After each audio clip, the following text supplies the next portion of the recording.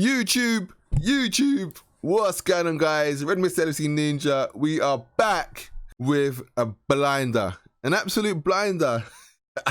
Guys, you'll never ever believe this shit. Well, I know you've all seen it, but how did this even happen? Guys, this is not cool. Let's get into it. So guys, as you can see, this is my predicted lineup. If you watched the preview video from before, this is the team I went with. Starting 11. Yeah, I thought he'd play safe in this Merseyside derby, but he didn't.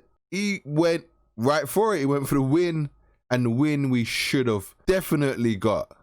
So first of all, guys, let's start with the team. As you can see there, Adrian, Robertson, Van Dijk, Gomez, Trent, Henderson, Fabinho, Wijnaldum, Mane, Firmino, Salah. That was my predicted team. The bench: Kelleher, Milner, Matip, Keita, Thiago, Jones, and Jota.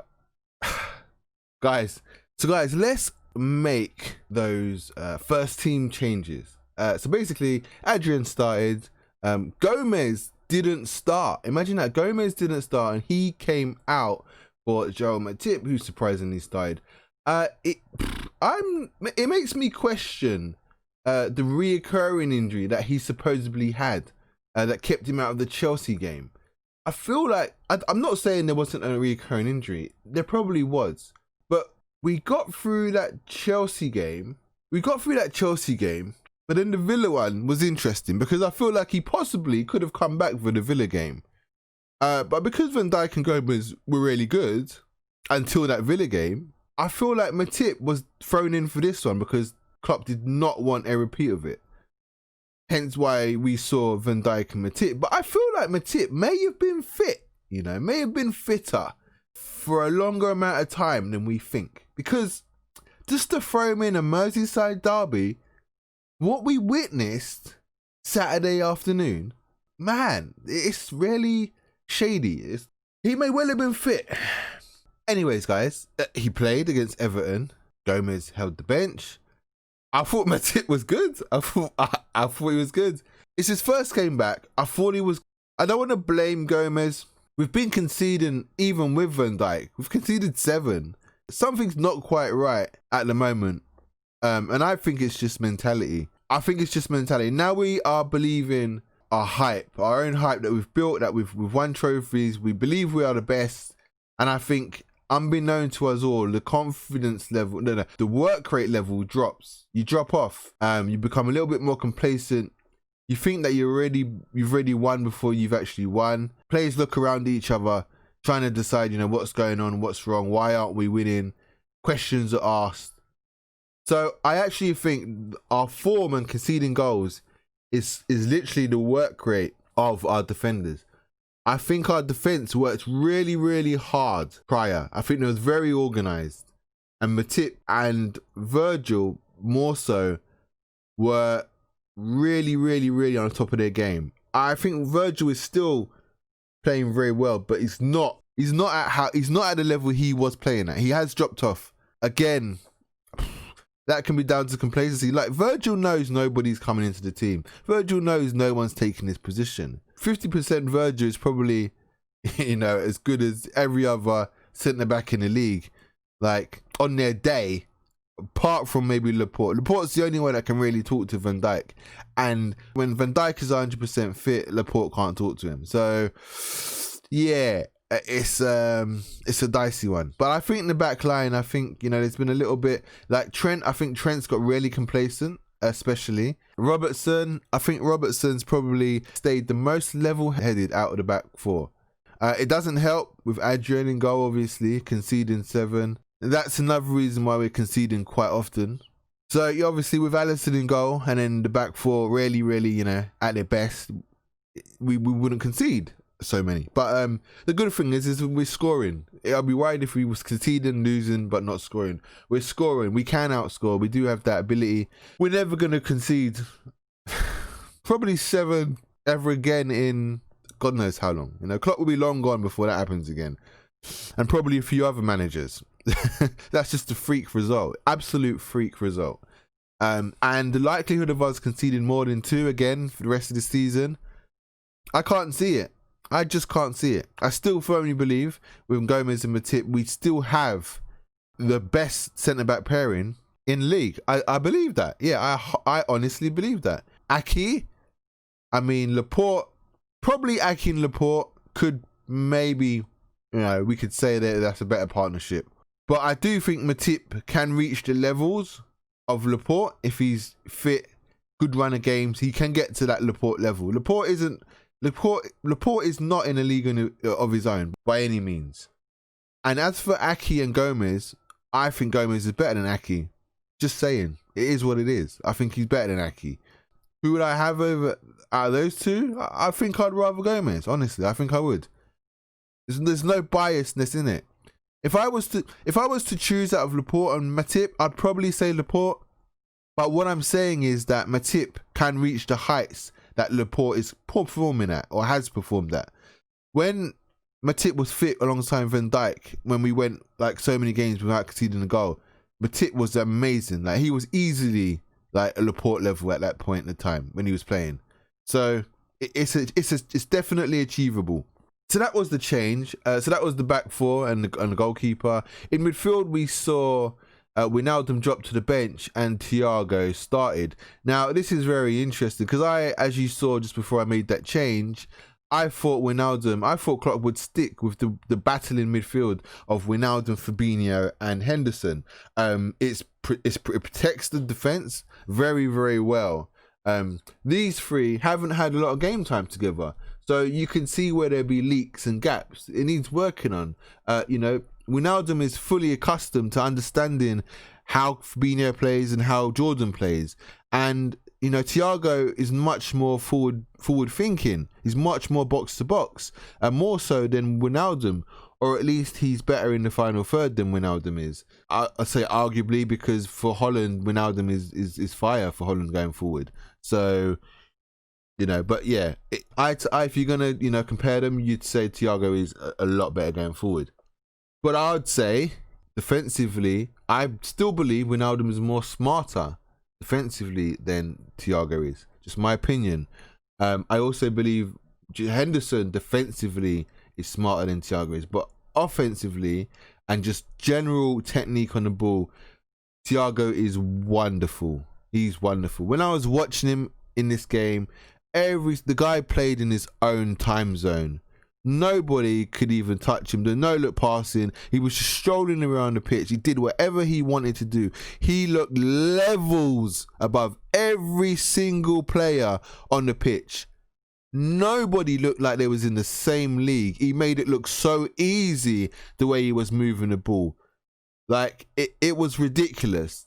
Like, even right down to, breaking the lines and, kind of just, going past their midfield. He just drifted in past a few of their midfielders onto their defence, looking to try and create something. Just such ease. The guy is and I thought Kevin De Bruyne was, when I kind of watched Thiago, I don't even think Kevin De Bruyne plays the game as easily as Thiago does. I feel like Kevin De Bruyne is always, he uses this sudden burst of energy all the time, whereas I don't know, Thiago just looked like he was kind of just, I don't know, casually just strolling but dribbling with the ball past players. It was amazing. I was so impressed, and I know he's a quality player, but watching him in this setup, he's gonna be so dangerous. He really is. So, as I was saying before, guys, that midfield, Wijnaldum's dropped out of it now. This midfield needs to blend again. There's no contract signing with Wijnaldum at the moment still. I believe he's probably going to leave.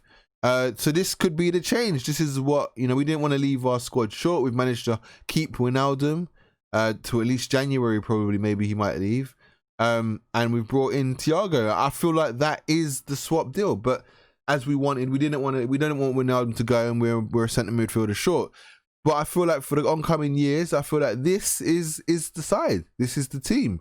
I feel like this is the midfield that we're probably going to see. Whether Henderson is going to take on a more of a Wijnaldum style role, defensively assisting Fabinho more and allowing Thiago to go more forward. I'm not sure, because I mean, when Wijnaldum played with Fabinho and Henderson was always the one that would push on and join the attack. But now Wijnaldum's not there, Fabinho is a bit light in support.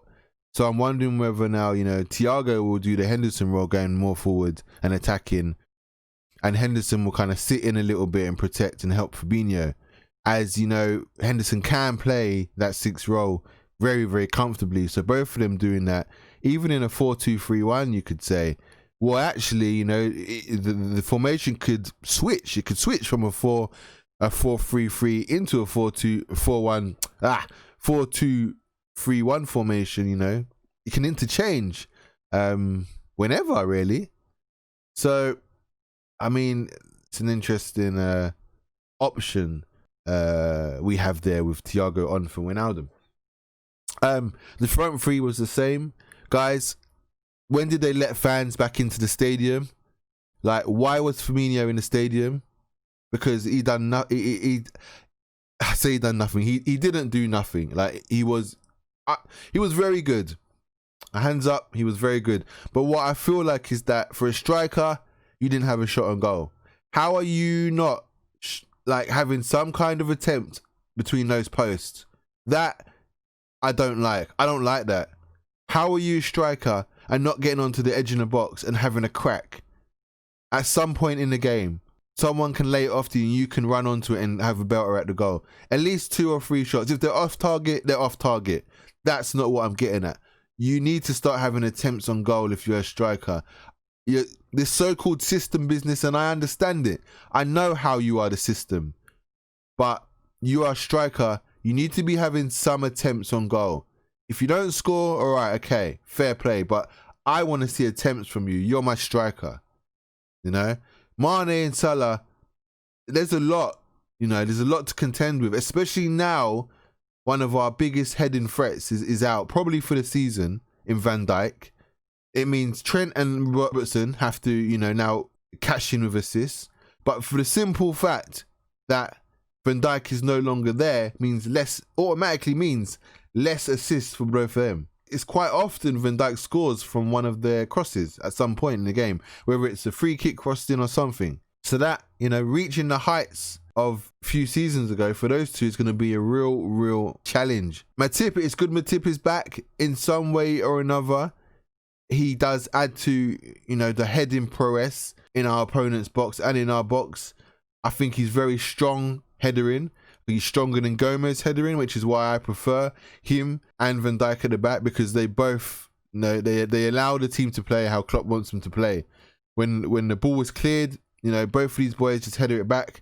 They pick up the first balls and the pressure's back onto our opponents. With Gomez, it gets a bit, he doesn't just deal with it. You know, there's a mistake in there somewhere, or he misjudges it. He's just, for me, he's just not as solid as Motm. That's just my opinion on him. So yeah, guys, it's you know, although Motm, you know, does weigh in with a few goals here and there, he's not, I say few goals, like literally a few, like 2 or 3. He's not as, you know, offensive and as intimidating as Van Dijk is. And especially in opponent's box, you know. I mean, Motm probably should have scored against Everton, you know, that great save from Pickford. But what can you do? We should have won the game. We should have still won the game. So that was the change here. So this, guys, was the actual starting lineup that Klopp went with. On the bench, there was, I think, just one change. Naby Keita dropped out. And it was, where is he? Minamino? Takumi Minamino was on the bench for Naby Keita, who apparently has COVID. That's the rumours. I thought that he had tested negative. Yeah, so that's a bit dodgy. That's also a bit dodgy. One of my lineups, I predicted him to be dropped. I personally don't think that he has it at all. I just got a weird feeling. I just feel like he's been dropped. He's been underperforming. Not been very good. I said to you in my videos, if you watched them before, that Thiago has arrived and he's now going to do the job Naby was supposed to do when Naby arrived. Naby hasn't done that. And a prime example of what I'm talking about is, you know, Thiago was on the pitch yesterday and he nearly created the winner for the game. That's what Naby should be doing. In tight matches like this, you need a game changer. Someone that has a moment of amazing, you know, whether it's an amazing pass or a shot or something, can just win the game for us, or assist the strikers a bit more with amazing ball through. That was the Thiago no-look pass yesterday in injury time. That was it. It was just unfortunate for the offside. But that's what Naby was brought in by Klopp a few seasons now to do. He was the game changer. He would have been a game changer.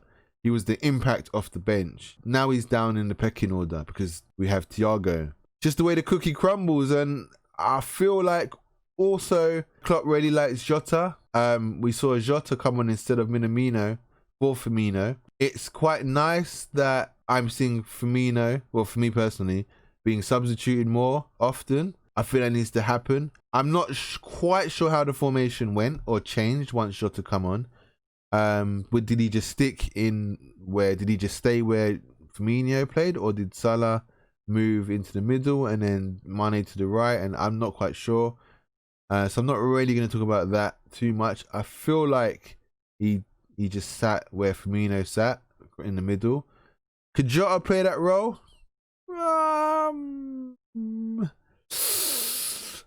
I don't know. I think I'd prefer Minamino in that role just because of the hustling and work rate that Minamino gives. And I feel like he's a little quicker than Jota off the ball. So I don't know. I feel like Jota is more a left winger, and you know I feel like he's been better there. But yeah, everything is all debatable. It's nothing is concrete. We have lots of options, but that's kind of my opinion on Naby Keita at the moment. I feel like he's really dropped out the pecking order. We've seen Jones come in. We've seen Minamino. Minamino's been, you know, quite a favourite at the moment.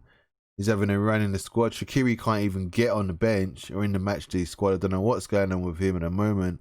And yeah, Jota is clearly very, very much liked by Klopp. He's, you know, I think he's taking the spot of Origi.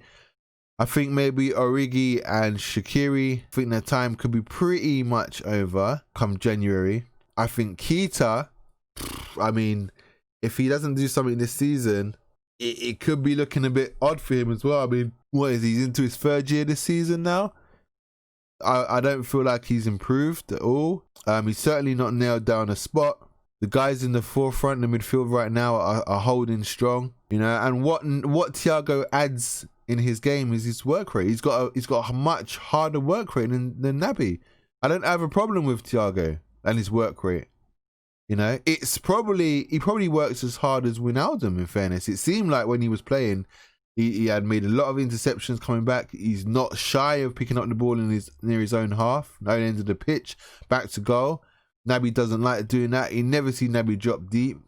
Naby struggles to evade the press. He's quite slow on the ball, Naby's got a lot of work rate to do. He needs to stay off Instagram and needs to just focus on his football. He's just parading around on Instagram, showing his lavish lifestyle far too often, and he's just not showing us that Leipzig form and that ability that he does have. So yeah, guys, that's pretty much my opinion on this. So let's move over to the ratings. Adrian, I don't think he could have done anything about the 2 goals he conceded. One was super close range from Keane. We saw the goal from Maguire against Newcastle from practically the edge of the D, and it beat their goalkeeper. How you expect Adrian to save that Keane one, which was practically closer than the penalty spot? I have no idea. You guys are jokers. There's no chance. The second one, the Calvert-Lewin one, good header. I feel like Alisson may have got something on that. I don't know. I feel like when you're at that angle that Calvert-Lewin was at, I feel like as a goalkeeper, you should kind of know that header is generally going to go to the back post. So I feel like he should have been more than ready. But I'm not a goalkeeper, so yeah, I don't know. But I can't see how I think Adrian pulled up some decent saves as well. Protected his near post very well on a few occasions. From the chances that Everton did manage to have against us. I would probably say he was around probably a 7, I'd say. Yeah, It was decent. I thought it was decent. Van Dijk, I'm not going to rate Van Dijk. He was on for 2 minutes practically.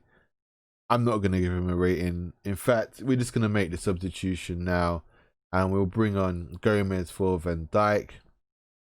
In fact, Van Dijk can go to the injury list because that's where he's going to stay for some time. Hopefully, guys, it's like, you know, hopefully what comes out is that it's like, I wouldn't be happy, but I'd accept, you know, 4 to 5 months or 4 months, something like that. I'd like that. I feel like we're hearing 7 to 8 months because generally for an ACL, that's kind of the length. And I feel like anything less would be seen as a bonus when it comes out and we will know what it is. We're expecting, you know, 7 to 8 months. But again, like I said, you know, that's what the media is putting out there. That's kind of the rumors. And that's probably what the doctors and physios are kind of mentioning and talking around. And then when the news does come out, if it's any less, we're like, oh yes, thank God it's not 9 months or 7, 8 months. So I feel like at the moment it's all ifs, buts and maybes. No one really knows. And there was rumors that beIN Sport dropped it due to a Dutch connection in De Jong, who was, I think he was presenting or something on beIN Sports. But how and why Van Dijk would text him? I mean, Van Dijk, I mean, you come off the pitch, Van Dijk could be straight to the physio room. They do all the tests that they can do there. Then they'll be moved to the hospital for a proper. They probably do like a general scan, basic scan, and then they'll get like a full on proper scan when he goes to the hospital. So I guess he probably managed to get changed, and in that period, I guess you probably check your phone, you know, but he doesn't even know really what he's done to it, does he? So what is he going to be texting? What's he going to be texting De Jong? Like, really and truly, he could probably have texted him something like knee injury, possible ACL injury. That, you know, the physios have kind of, you know, sort of mentioned to Van Dijk while he's being assessed. Yeah, you know, Verge, it could possibly be an ACL. We're not really sure. You should go and do this.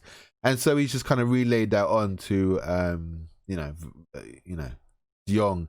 But how many text messages he's going to get as soon as, you know, he gets the injury? Everybody's gonna be texting him, oh, make sure he's all right. What was the injury? Imagine how much texts he gets. It's ridiculous. So, and I also don't think that he's really going to be telling everybody what it is, or if he actually knew what it is, until kind of Klopp has like an interview with the media and Liverpool as a club have decided the best kind of way to release the news.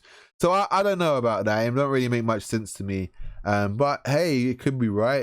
It may have just texted him, yeah, that's the problem, mate. And, you know, it's not, I don't know. I just think sometimes them things shouldn't really come out until a manager, Klopp, is ready to address the media, you know, at the end of the match. And even at the end of the match, like, you know, nobody knew what exactly it was, you know. Because, you know, it's assessed the next day properly, results come through. They probably do a few scans on it, so they got a variation. So, you know, so they look at the pattern of the issue. You know, maybe one, you don't want to just do one scan, because one scan might not, you know, tell the whole story. So you maybe do 2, I don't know, what do they do, 3 to 5 maybe. So then you got an overall idea and picture, and you can, you know, compare scans and stuff like that and work out what the move will be. So yeah, I don't know about that. Again, like I said, all if, buts and maybes and hearsay and whatnot. But yeah, guys, let's continue. So Gomez, I thought Gomez was decent, apart from obviously the Calvert-Lewin header. But saying that, I mean, was that more Robbo thing? What happened there? That was probably more Robbo than Gomez. I mean, a smart play from Calvert-Lewin. The guy leaped like a man. He jumped. That was one jump, and the dude's a big dude. He's tall, man. He's tall, and you know, he kind of, yeah, he played on Gomez, and then he drifted off onto Robertson. Yeah, Adrian, could he do something? Probably not. The class goal. Both headers, no surprise there. Wrong team at the wrong time, in fairness. You know, the way they play, their style, you know, with James, you know, curling the balls in. And then you've got, you know, Richarlison, you know, got some big units up front. It's a style of play that they seem to be working on. Calvert-Lewin is scoring for fun at the moment. What's he up there? One of the top scorers at the moment. Oh, he is top scorer at the moment, I think, in the Premier League. That's got to continue though, you know. Will it? I personally don't think it will. We could argue, you know, if Van Dijk is on the pitch, you know, that doesn't happen because Van Dijk wins those headers. And also, if Van Dijk's on the pitch, you're kind of like, fuck off. Van Dijk's going to get that, you know. I'm second best here. But as soon as Van Dijk went off, you know, it's like 2 headers. Like, they're like, shit, you know, these guys can't header without Van Dijk. Like, let's try and get some air ball. Let's try and get these crosses in the box. It's caused them some problems. You know, Trent can't header for shit. Robbo can't really header for shit.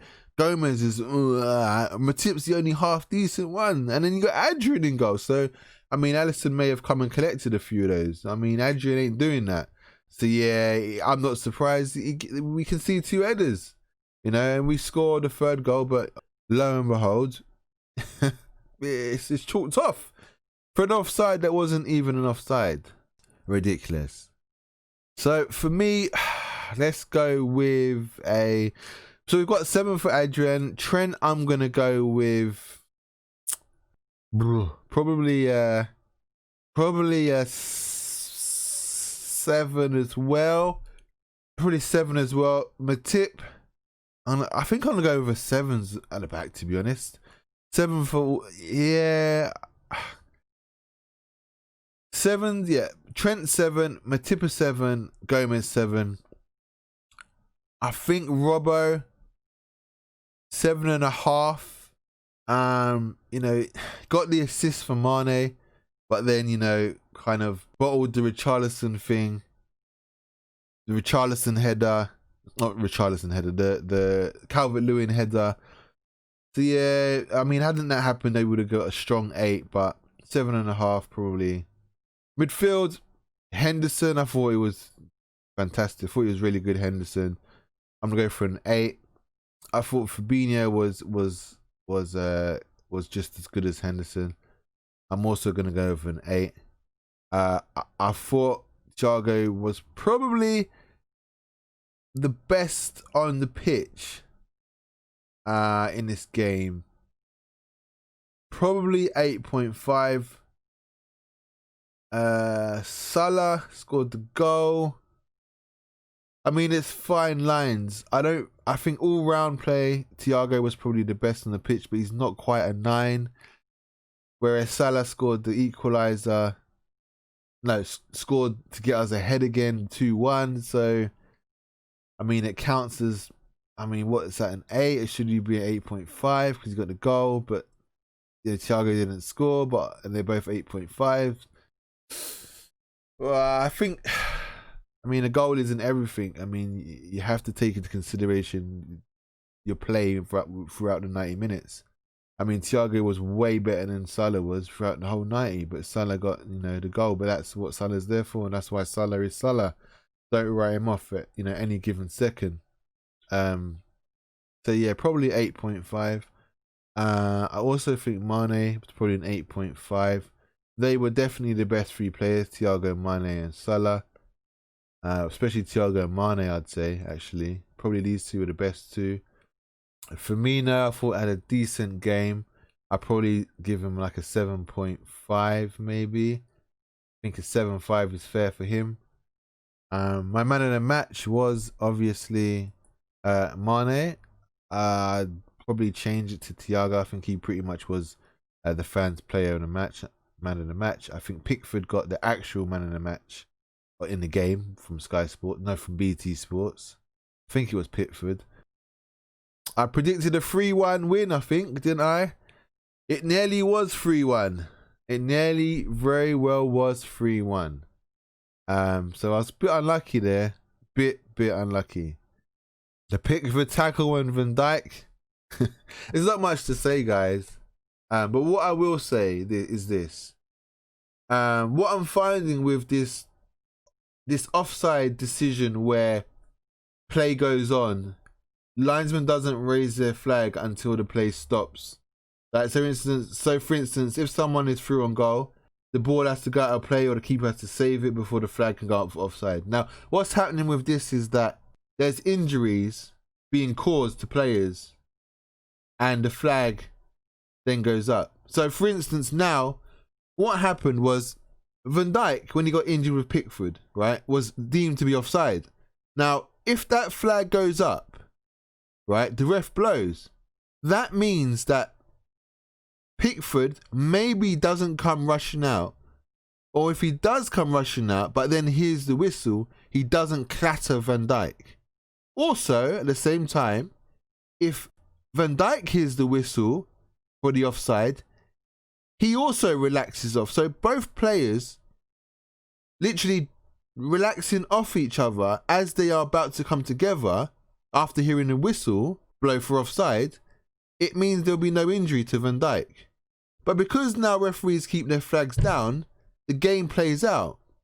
So what happened is, if the referee keeps his flag down, because that's such a tight decision, right, let alone the Mane one, if the referee keeps his flag down, that means it's onside, which means Van Dijk gets a penalty, right? That means we score potentially, right? Yes, Van Dijk will go off with an injury. It's not, I'd rather Van Dijk fit than have the goal, because you can still score another goal with Van Dijk on the pitch. But at worst, guys, we got a penalty for our loss of Van Dijk, right? However, because they've allowed it to play on, we've now got an injured player, and then the linesman puts the flag up because it was offside. So now we've now got an injured player and no penalty. So it's a double blow. This can't happen. That needs to stop. That's very dangerous. And what you're going to get now is a lot of one-on-ones with goalkeepers and players and injuries, because this isn't going to be the only time it happens. It nearly happened in the Rashford game, and Rashford's goal was disallowed. You know, when the goalkeeper came out, the Newcastle goalkeeper, the Newcastle versus United game. Similar things happened. No one got injured, but this is going to be a thing. I'm just saying, guys, if that flag goes up and the referee blows, then Van Dijk doesn't get injured. That's my point. Yeah, he doesn't get injured. And if the referee, and if the linesman doesn't put up his flag, we get a penalty, and, well, Pickford gets a red card, doesn't he? That's the red card offence. But because he was offside, and if he'd known he was offside, he wouldn't have played on, so he wouldn't have got injured. Like I keep saying, guys, it's dangerous and I don't like it. I don't like that. I solely believe the decision, the way that ruling is now, is the reason why Van Dijk got injured. I don't really feel like it was Pickford's fault. I don't really feel like Pickford did it intentionally. I don't think he did it. I think he's quite a decent chap. I think he is. I don't know. If there's any of you Liverpool boys out there that want to, change my opinion on that. He has had some moments, but generally I think he's all right. I don't think he's not a Richarlison for starters. Even Calvert-Lewin's getting a bit cocky now. Leighton Baines has got a bit of history. Even Keane thinks he's a bit of a lad. Mina gives it a little bit. I don't know. They're just a bit of a. Listen, I'm not going to go with the name. I'm not going to start with the name calling right now. Yeah. And then, the Richarlison Thiago tackle. It is what it is. It was a red card. No questions asked. He was even rolling around on the floor, play acting like he was the one that took. No way. That was a red card all day long. Rumours are that Thiago is injured, but he did play on. He still managed to do the pass. It doesn't mean he's not injured. I think we'd probably use our subs. Might have had one sub left. We probably had sub or two left, possibly. I reckon it was more like one sub, because I don't remember the commentators sort of mentioning about us not having substitutions left when Richarlison had tackled Thiago. Maybe because of the fact that you just got up and you look fine, But, maybe, the adrenaline and you're playing and your muscles are warm, you start to feel little injuries afterwards. So, I'm sure he would have been assessed. I personally think he'll be all right to play. Maybe he'll be on the bench against Ajax and in Champions League. Maybe not start. But yeah, Richarlison got what he deserved, to be fair. Horrible player. I tweeted, and I probably shouldn't have, but I tweeted. I said, if this guy died... No, I put, if this guy died, I wouldn't even... ... No, sorry, I'm going to stop. I'm just trolling. But I really, really don't like Richarlison. And I admit, I did tweet some time back that if Richarlison played in our side where Firmino played, I think he'd play it better than Firmino would. I genuinely do think so. I think he'd be horrible for defenders to play against. He's also got an added height as well. I just think he'd be a horrible player to play in that position. Doesn't mean I want him.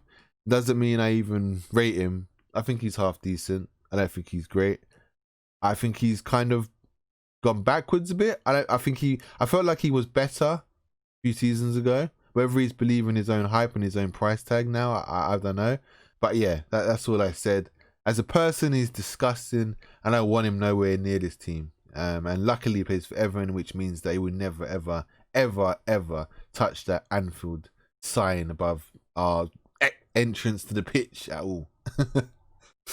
So guys, the Mane offside. I mean, really, how was that an offside? How was that an offside? How was that an offside? I don't even know what to say about it. Honestly, don't know what to say about it. It simply wasn't an offside, was it? I mean, we had the referee, what's his name? Not Oliver was the referee. The VAR referee, Coot, is Manchester based. And he was the one that was doing the VAR last season when Lallana scored our equaliser at Old Trafford. Rashford scored that skank of a goal where we stopped playing and he scored something like that. I can't remember it fully. Well, yeah, Coot was the VAR referee in that game as well. Basically, Coot didn't refer the Pickford Van Dijk situation to VAR for dangerous play. There were some rumours that because it was offside, it's irrelevant. But dangerous play isn't irrelevant. But just dangerous play, it doesn't mean it can be when the final whistle blows. The match can be finished, and if someone gets violent or does something that's dangerous play, you can still get a red card. So it doesn't matter if it's offside or not. It's dangerous play, but it wasn't sent for a review. Well, I wonder why it wasn't sent for a review. I wonder why, because Pickford probably would have been sent off. Whether we would have got a penalty, it's a possibility because, Manchester United had it with the handball.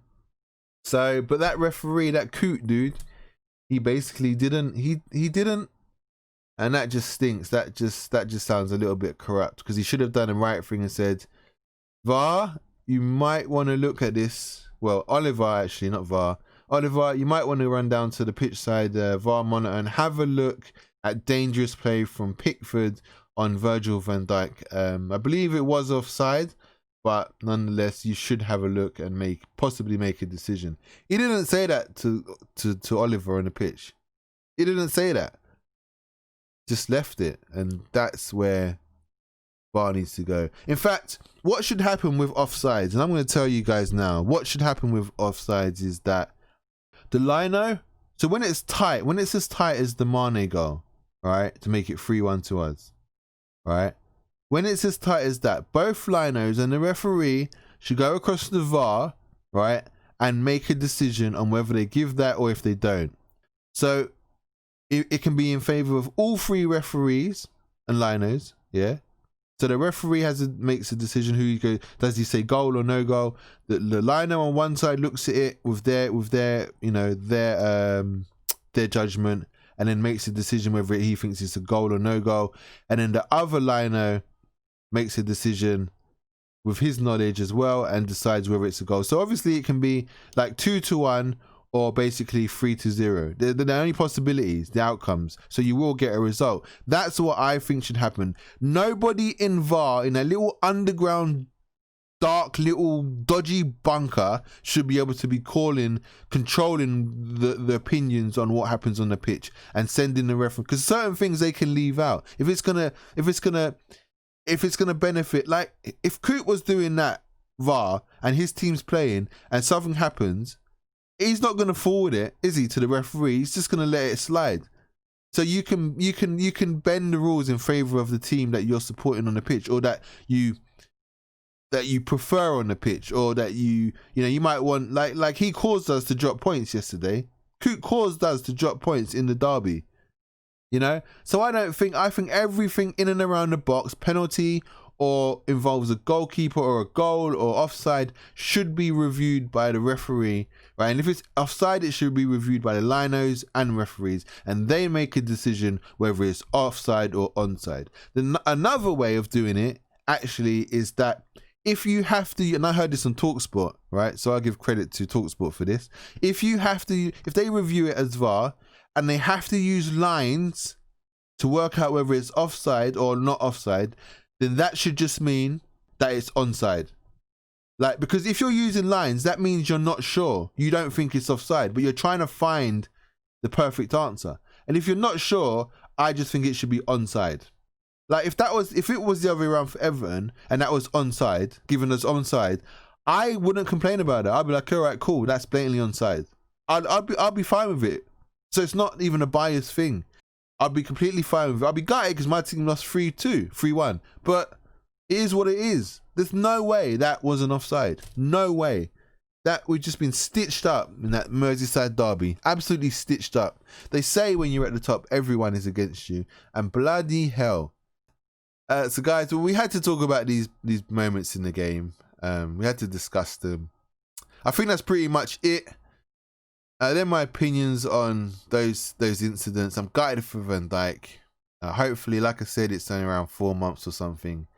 I'd be content with that. We have him back, you know, after Christmas, or, you know, just after Christmas. What would it be? November, December, February. I mean, if it's any longer than that, it's out for the season pretty much. You can forget about it. But January isn't too far away. If we can keep Gomez, Matip and Fabinho fit, one of them is going to have to be on the bench. I feel like we can't play all of those. It's too risky. So if we are playing Gomez and Matip at the back, that means that Fabinho would be on the bench. If we are playing Matip and Fabinho at the back, Gomez on the bench, or Fabinho and Gomez, then Matip on the bench, because we will need a replacement in case we pick up a centre-back injury.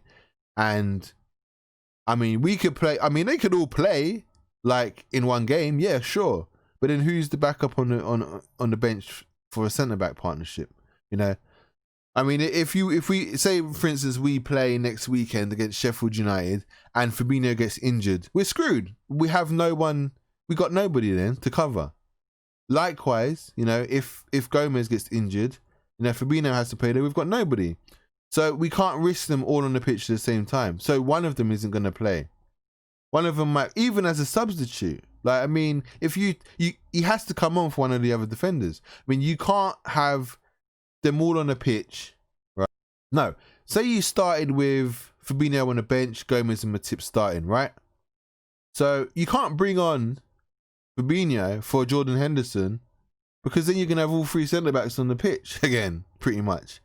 So Fabinho would have to come on for Gomez or Matip, so at least one of them go off. So if you know, one of these centre-backs do get injured, you still got the one that you took off. So I can't see them all playing at once. That would be crazy. But Klopp sometimes can be crazy. we might just see it. I don't doubt that, you know, one of our other players could do a job there as well as Fabinho. You know, Henderson may be able to do a job at centre back. Wijnaldum, we've seen Wijnaldum do it a little bit as centre back, but I think Henderson probably more so, is probably more accustomed for that role. If anything should happen to Fabinho, he's definitely next in line. So yeah, I mean, guys, it's a sticky one. It's a sticky one. So let's move over to the Ajax Champions League game. I think it's Wednesday. We are away. We're in Holland. My starting lineup is probably going to be something like you see now. It's hard because I don't know the injuries. Van Dijk obviously is a no-no. He's definitely out. I feel like Gomez and Matip. No. I feel like we're going to do Matip and Fabinho, so I'm going to drop Gomez to the bench. I feel like we're going to do Gomez, Matip and Fabinho. The only other thing is that who is Motm gonna play? Yeah, I think Motm should play next to Trent because Trent's the weaker defender. I think Robertson. I think it's quite even. This is quite even. So Fabinho and Robertson is quite even.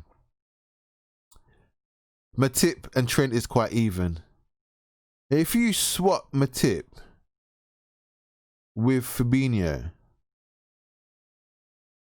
I feel like it's a bit off now. You know what I mean? You can see it. It's like the communication here might be a bit dodgy because he's not a centre back. Fabinho's not a centre back. Trent's not the best defensively, whereas Motm is quite solid defensively, and Robertson is quite. And I feel like communication would be better. So to even it up and level it up, I think I'd prefer it like this. You know, I think I'd prefer it like this, to be fair. So I think it possibly will be like this. I just think, you know, Fabinho being out of position in this position has reassurance and solidity from Motm, who's a solid defender, and at the same time he's got the speed and the talking on his left side. And then, you know, obviously Trent, Newt, man, he's young, so, you know, Motm can guide him. I always think Trent is better when Motm is there. They've also got Henderson in front of them, which is a nice, strong little triangle. Likewise with this one. But even here, you know, Thiago does need to get used to what Wijnaldum's been used to in this role until you really see this side blossoming again. I think, man, with Thiago in this position, Mane, you see what happened with the pass? That pass into Mane? Jesus Christ.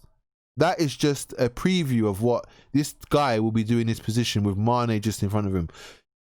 Listen, when this guy is here and you've got Robertson running in like this, Robertson, you know, not even Mane running in, and he's on the ball and he's threading balls through, he is going to be lethal. Like, Mane is going to have a field day, an absolute field day. As much as I'd like Henderson to do the same for Salah, you know, Trent does it for Salah on occasions. Henderson is not going to be as dangerous in finding Salah in on goal as Thiago will with Mane. Those two are going to take liberties. They're going to take absolute liberties. Watch Mane's goal count just fly straight up. His goal count. You know what? I might put a bet on him for top scorer. I think it's worth it. I think he can catch up. I think he can catch up. With this man in front, I will put a bet on Mane being top scorer for sure. Is he going to play against Ajax?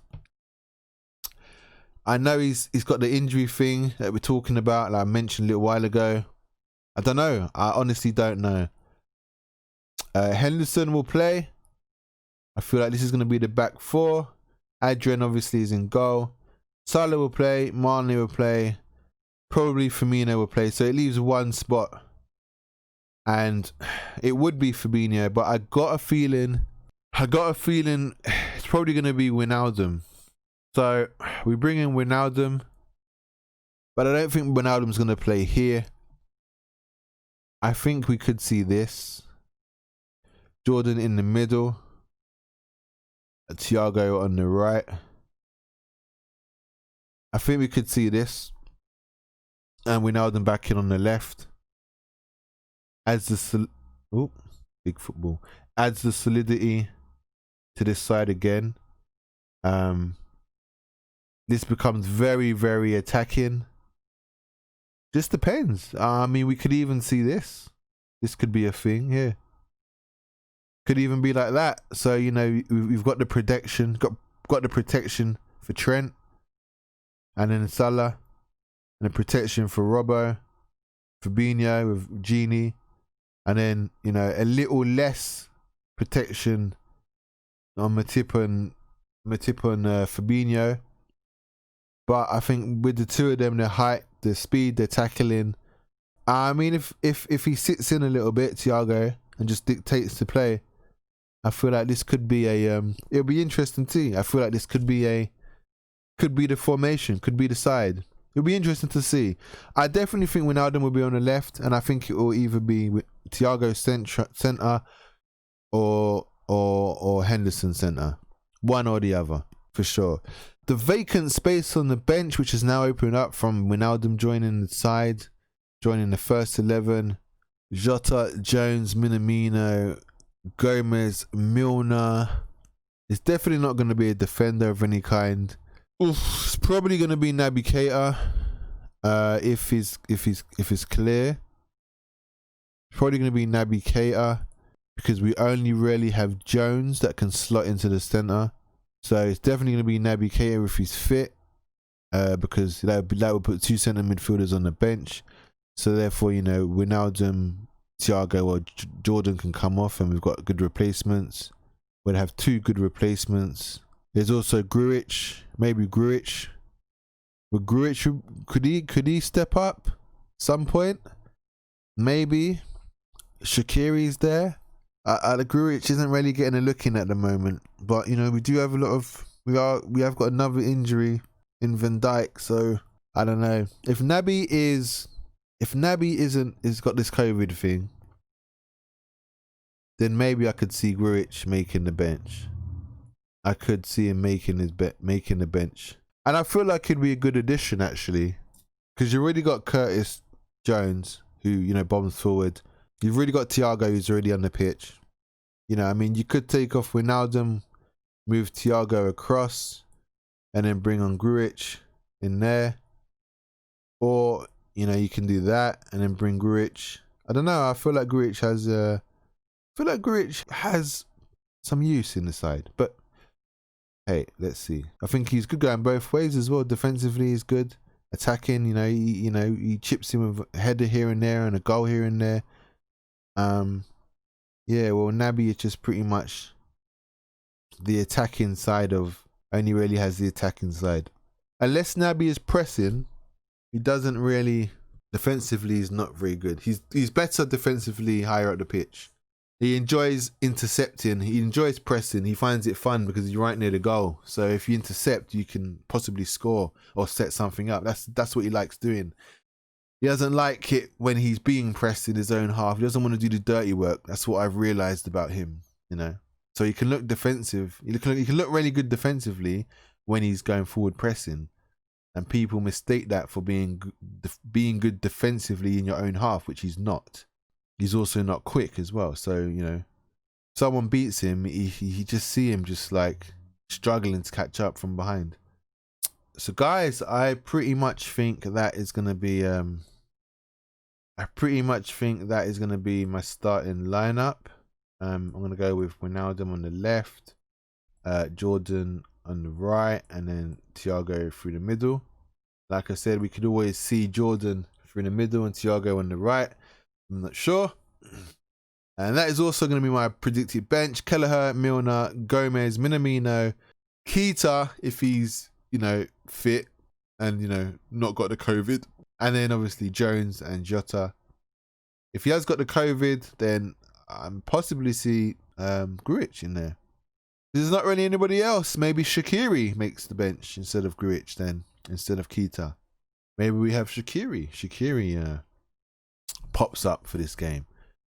We are playing Ajax. It's going to be very, very tough. Whew, the score. We're in Ajax. The score, I reckon, I don't think we're going to win. I think we're going to draw. I think it'll be like 2-2, maybe even a 3-3, something crazy like that. I'm going to go with 2-2. I'm going to go with 2-2. My man of the match, I think I'm going to go... I think I've got to go with this man here. For sure. Thiago Alcantara.